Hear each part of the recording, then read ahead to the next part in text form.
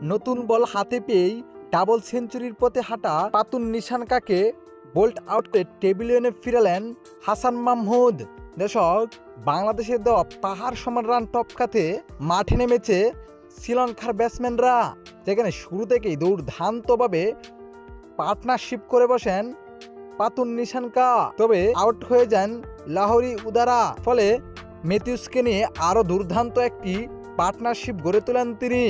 তবে আর মাত্র 13 রানের জন্য ডাবল সেঞ্চুরি করতে পারলেন না পাতুন নিশানকা। এর আগেই নতুন বল হাতে পেয়েই তাকে বোল্ট আউট করে টেবিলে এনে ফিরিয়েছেন হাসান মাহমুদ।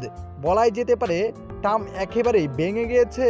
তো দর্শক, হাসান মাহমুদের এমন বোলিং আপনার কাছে কেমন লেগেছে জানাবেন আপনার মতামত এই ভিডিওর কমেন্ট বক্সে। ধন্যবাদ।